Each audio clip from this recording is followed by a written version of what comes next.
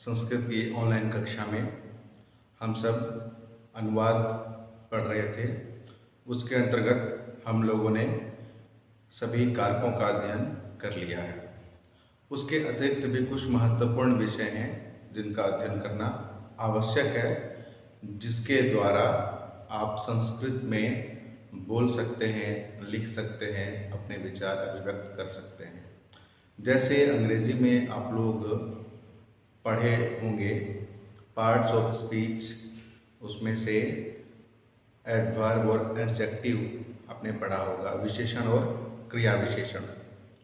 तो उसी के लिए आज का पाठ है, जिससे कि आपको संस्कृत भाषा के संदर्भ में विशेषण एवं विशेष्य का ज्ञान हो सके और अनुवाद बनाते समय या संस्कृत में निबंध लिखते समय, पत्र लिखते समय किसी भी प्रकार के विचारों की अभिव्यक्ति संस्कृत भाषा में करनी हो तो इस पाठ को पढ़ना अत्यंत आवश्यक है।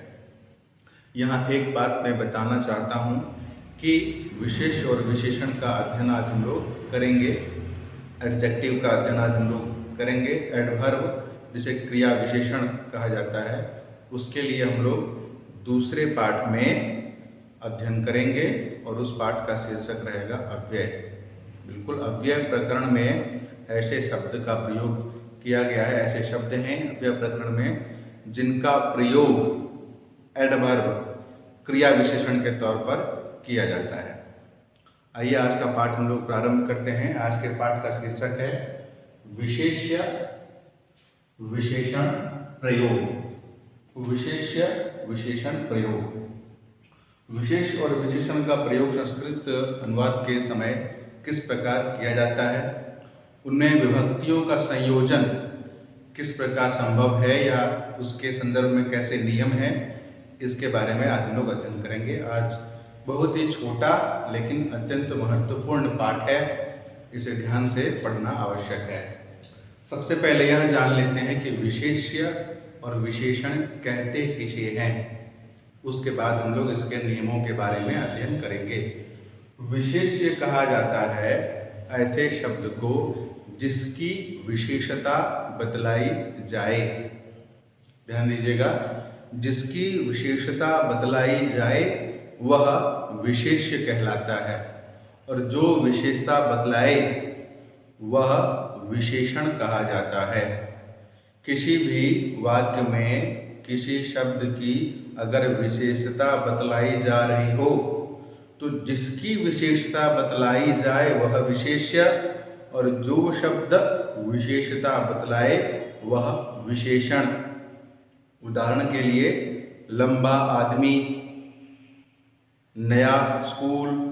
तो लंबा आदमी इस वाक्य में आदमी की विशेषता बतलाई जा रही है, इसीलिए आदमी हो गया विशेष्य।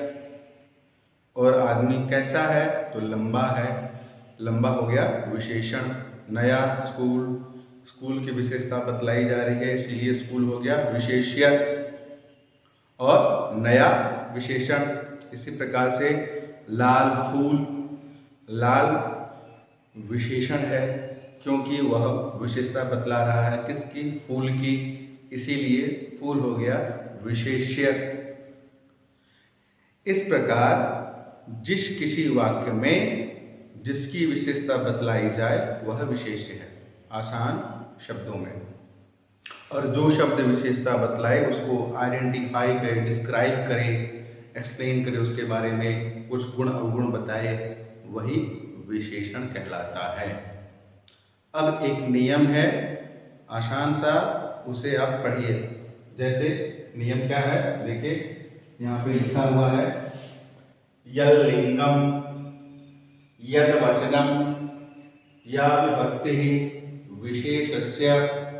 अर्थात यल लिंगम, जो लिंग, तीन लिंग होते हैं, पुल्लिंग, स्त्रीलिंग और नपुंसकलिंग।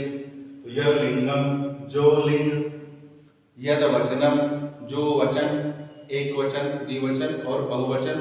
संस्कृत में तीन वचन होते हैं, तो यद वचनम जो वचन और या विभक्ति जो विभक्ति। विभक्तियां 7 होती हैं। तो जो विभक्ति विशेषस्य विशेष की होगी, ध्यान दीजिएगा, विशेष में जो लिंग, जो वचन और जो विभक्ति लगाई गई होगी या जिसका प्रयोग किया गया होगा वही तत्लिंगम, वही लिंग, तद्वचनम, वही वचन, सा विभक्ति, वही विभक्ति, विशेषणस्य, वही विभक्ति विशेषण की ही होगी। इसमें कंफ्यूजन बिल्कुल नहीं होना चाहिए, क्योंकि नियम एकदम सीधा साधा है, एकदम आसान है। एक बार पुनः देखिए, यह लिंगम यद वचनम या विभक्ति विशेषस्य, तद्लिंगम तद्वचनम सा विभक्ति विशेषणस्य, जो लिंग, जो वचन, जो विभक्ति विशेष की होगी वही लिंग, वही वचन, वही विभक्ति विशेषण की भी होगी। अर्थात विशेषण का लिंग, वचन और विभक्ति तीनों ही विशेष्य के आधार पर ही लगाई जाएगी।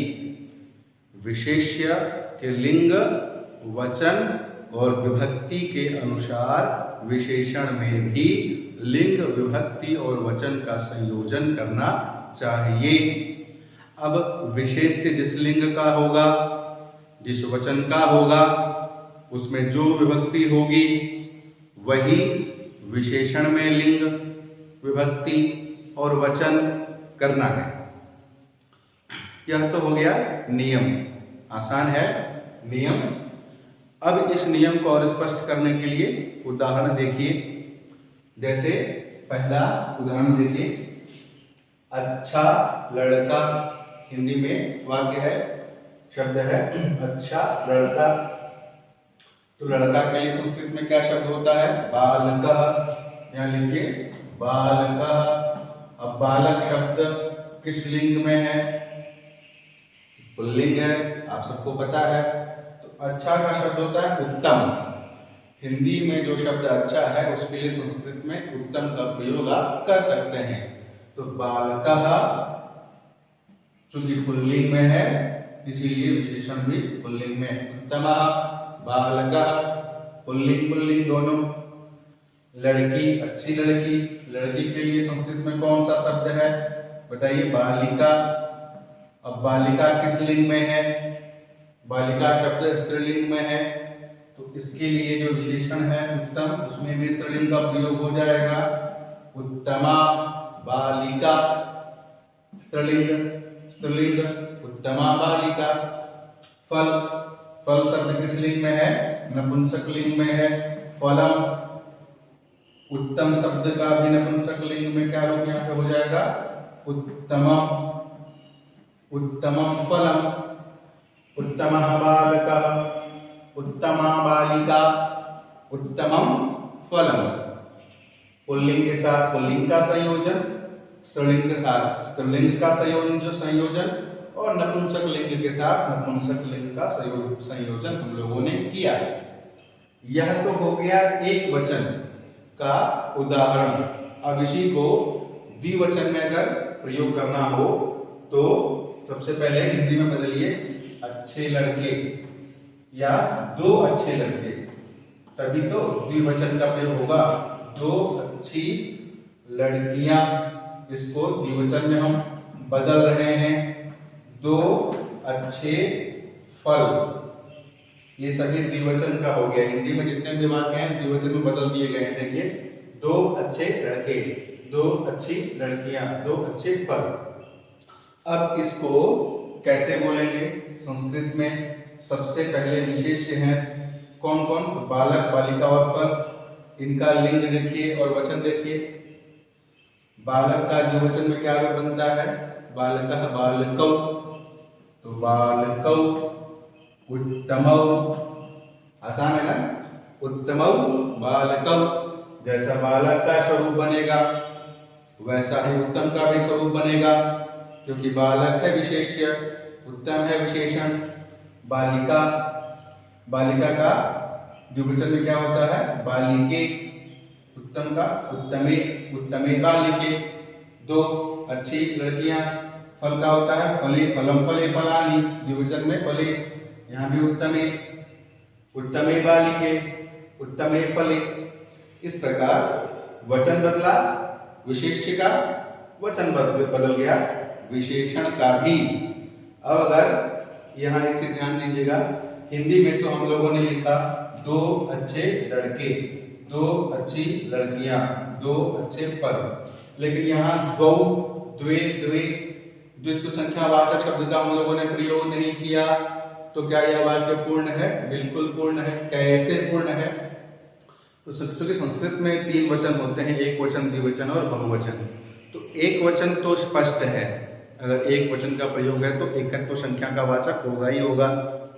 इसी प्रकार दो द्विवचन का प्रयोग है तो दो या द्वित्व संख्या का वाचक होगा ही होगा, दो संख्या लिखने की आवश्यकता नहीं है।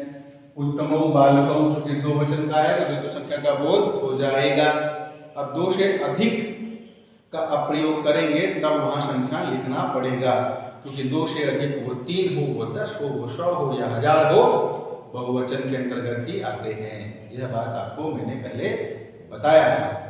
अब बहुवचन का देख लीजिए, इन सभी हिंदी के वाक्यों में जो द्वित्व संख्या का वाचक जो शब्द है उसको मैंने मिटा दिया है। अब अच्छे लड़के, दो से अधिक चाहे जितने भी होंगे तो वह कैसे होगा, उसका प्रयोग किस प्रकार होगा। सबसे पहले विभक्तियों को हमने मिटा दिया, ये सभी जगह विभक्तियां हमने मिटा दिया। अब बहुवचन के लिए क्या है शब्द बालक का? बालकाः, तो उत्तमाः, उत्तमाः बालकाः, अच्छे लड़के। बहुवचन का प्रयोग हुआ, ध्यान दीजिएगा।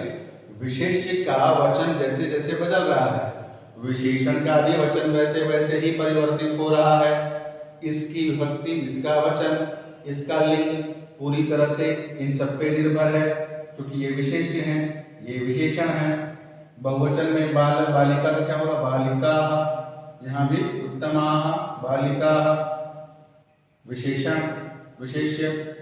फल का बहुवचन में क्या होता है? फलानि, फलम फले फलानि, तो उत्तमानि, उत्तमम उत्तमे उत्तमानि फलानि, अच्छे फल। ये विशेषण विशेष्य है, ये विशेषण। जैसे जैसे इनका वचन परिवर्तित हुआ, इनका भी वचन स्वतः परिवर्तित हो गया। यही आपको ध्यान में रखना है। विशेष्य को कॉपी करना है, उनका अनुकरण करना है, ऑटोमेटिकली सही सेंटेंस बनाने में आप सक्षम हो जाएंगे। और कुछ उदाहरण देखिए। सुंदर पुरुष, तो पुरुष का संस्कृत में क्या होता है? पुरुषः। सुंदर पुरुष का संस्कृत पुरुष में पुरुषः। सुंदर का क्या हो जाएगा यहाँ पे? सुंदरः, क्योंकि पुरुष पुल्लिंग में है इसलिए सुंदरः, सुंदरः पुरुषः। स्त्री, स्त्री का संस्कृत में स्त्री होता है, स्त्री। सुंदर का सुंदरी, सुंदर का संस्कृत में सुंदरी हो जाएगा। सुंदरी क्यों हुआ? क्योंकि ये स्त्री है, इसीलिए यहाँ सुंदरः पुरुषः, सुंदरी स्त्री। तो स्त्रीलिंग के साथ सुंदर का प्रयोग हुआ तो स्त्रीत्वेन उसका परिवर्तन हो गया, सुंदरी स्त्री। फल, फल का संस्कृत फलम। और सुंदर का संस्कृत में क्या होगा? नपुंसक लिंग में सुंदरम, सुंदरम फलम। चूंकि ये विशेष्य हैं इसीलिए इनका अनुसरण करके इनमें लिंग का परिवर्तन कर दिया गया। शब्द एक ही है हर जगह, देखिए सुंदर, सुंदर, और अर्थ भी एक ही है, लेकिन चूंकि पुरुष पुल्लिंग में इसलिए सुंदरः, स्त्री स्त्रीलिंग में इसलिए सुंदरी, और फलम नपुंसक लिंग में है इसलिए सुंदरम फलम, सुंदरी स्त्री, सुंदरः पुरुषः। यहाँ भी वचन के अनुसार अगर आपको परिवर्तित करना हो तो परिवर्तन आप स्वयं कर सकते हैं। पुरुषौ, द्विवचन में पुरुषः, पुरुषौ पुरुषाः, ऐसे रूप चलता है। पुरुषौ सुंदरौ, सुंदरौ पुरुषौ, द्विवचन में ऐसे हो जाएगा। बहुवचन में पुरुषाः सुंदराः, सुंदराः पुरुषाः, ऐसा बनेगा। स्त्री स्त्रियौ, स्त्री स्त्रियौ स्त्रियः, सुंदरी सुंदर्यौ सुंदर्यः, सुंदरी स्त्री एक वचन, सुंदर्यौ स्त्रियौ द्विवचन, सुंदर्यः स्त्रियः बहुवचन। फलम, सुंदरम फलम एक वचन, सुंदरे फले द्विवचन, सुंदराणि फलानि बहुवचन। इसी प्रकार विशेष्य के अनुसार यहाँ पर भी विशेषण का लिंग और वचन परिवर्तित आपने कर दिया, हमने कर दिया। कुछ और उदाहरण देखिए। रास्ता, नया रास्ता, रास्ता का संस्कृत में होता है मार्ग। रास्ता शब्द का संस्कृत शब्द है मार्ग, तो मार्ग। नया का होता है नवीन या नूतन, तो हम नवीन लिख देते हैं, नवीन, तो नवीन मार्ग, पुल्लिंग में नवीन मार्ग। कलम, नई कलम, कलम का संस्कृत होता है लेखनी, तो लेखनी शब्द स्त्रीलिंग में है, तो नवीना की जगह क्या हो जाएगा नवीना, नवीना लेखनी या नूतना लेखनी, नूतना मार्ग, नवीन मार्ग, पुल्लिंग में पुल्लिंग, स्त्रीलिंग में स्त्रीलिंग। घर, नया घर, घर का संस्कृत होता है गृहम, और यह नपुंसक लिंग का शब्द है। गृहम शब्द जो है वह नपुंसक लिंग का है, तो नवीना का क्या हो जाएगा नवीनम, नवीनम गृहम। नया घर, चूंकि यह नपुंसक लिंग का है इसलिए नवीनम, यह स्त्रीलिंग का है इसलिए नवीना, या पुल्लिंग का है इसलिए नवीना। नया रास्ता, नवीना मार्ग, नई कलम, नवीना लेखनी, नया घर, नवीनम गृहम। इसमें भी वचन के अनुसार परिवर्तन कैसे होता है उसको भी देखिए। मार्गः, मार्गौ, मार्गाः, एक वचन, द्विवचन, बहुवचन। मार्गौ, नवीनौ या नूतनौ, नवीनौ मार्गौ, नवीनाः मार्गाः, बहुवचन में ऐसे प्रयोग होगा। लेखनी, लेखन्यौ, लेखन्यः, तीनों वचन में, एक वचन में लेखनी, नवीना लेखनी, द्विवचन में लेखन्यौ, तो नवीना का नवीने, नवीने लेखन्यौ। गृहम, नवीनम, इसका बहुवचन में देख लीजिए नवीना लेखनी, एक वचन, नवीने लेखन्यौ द्विवचन, और नवीना लेखन्यः बहुवचन। गृहम का एक वचन, नवीनम गृहम, एक वचन। नवीने गृहे द्विवचन, नवीनानि गृहाणि, नूतनानि गृहाणि, गृहाणि नपुंसक लिंग है, तो इसका भी नपुंसक लिंग में प्रयोग हुआ। अब एक चीज यहाँ ये देखेंगे कि पुल्लिंग से स्त्रीलिंग बनाने के लिए दो प्रत्यय हैं। यहाँ कंफ्यूजन आपको हुआ या नहीं हुआ? जैसे कहाँ कंफ्यूजन हो सकता है?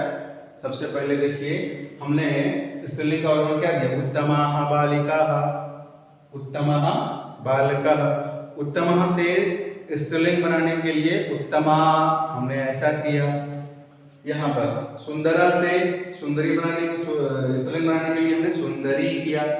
वहां उत्तमः से उत्तमा, यहाँ सुंदरः से सुंदरी किया, सुंदरा नहीं किया, क्योंकि सुंदरा शब्द संस्कृत में नहीं है। उत्तम का उत्तमा होता है, लेकिन सुंदर का सुंदरी होता है। ये क्यों होता है? तो इसके लिए स्त्रीत्व विधान करने के लिए एक सूत्र है जो प्रत्यय का विधान करते हैं। टाप नी, टाप में आप, डाप, चाप, तीन प्रत्यय हैं।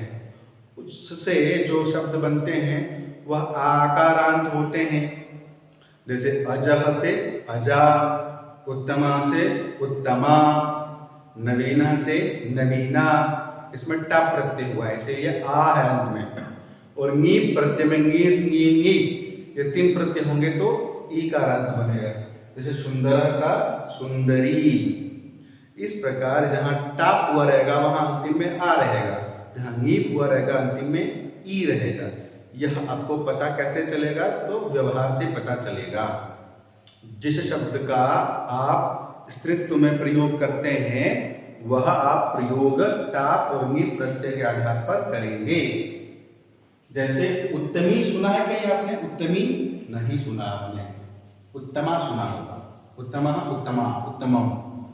इसी प्रकार सुंदरा सुना है आपने? नहीं, सुंदरी, सुंदरी कन्या, सुंदरी बालिका, सुंदरी लेकिन कुछ किसी भी शब्द के साथ स्त्रीत्व का प्रयोग करना होगा तो सुंदर शब्द के साथ नी प्रत्यय का ही प्रयोग किया जाएगा। तो इस प्रकार हम लोगों ने आज विशेष और विशेषण का प्रयोग और उनके साथ विभक्तियों का संयोजन कैसे किया जाता है यह पढ़ा। आसान है लेकिन महत्वपूर्ण है। इसके लिए आप कुछ अनुवाद बनाइए जिसमें विशेष्य और विशेषण का प्रयोग हुआ हो, और विशेष्य तीनों लिंगों तीनों वचनों में रखिएगा और सभी विभक्तियों में। जब तीनों लिंगों तीनों वचनों सभी विभक्तियों में विशेष्य रहेंगे उसी के अनुसार विशेषण में भी विभक्तियों का, वचनों का और लिंग का संयोजन आपको करना है। होमवर्क के लिए जब यह पाठ आपको पढ़ाया जाएगा उस समय मैं सेंटेंस दूंगा, जो विशेष्य विशेषण से युक्त होंगे उसको आपको ट्रांसलेट करना रहेगा और वही आपका होमवर्क रहेगा। लेकिन अगर कहीं कोई कंफ्यूजन हो, कुछ और शंका हो आपके मन में, तो आप वीडियो के कमेंट बॉक्स में अपने प्रश्न पूछिए। आपके सभी प्रश्नों का समाधान किया जाएगा। कुछ भी नया और जानना हो, कुछ आपके मन में और आ रहा हो इस विषय से संबंधित, उसको भी पूछिए। आपके सभी प्रश्नों का समाधान किया जाएगा। बहुत बहुत धन्यवाद।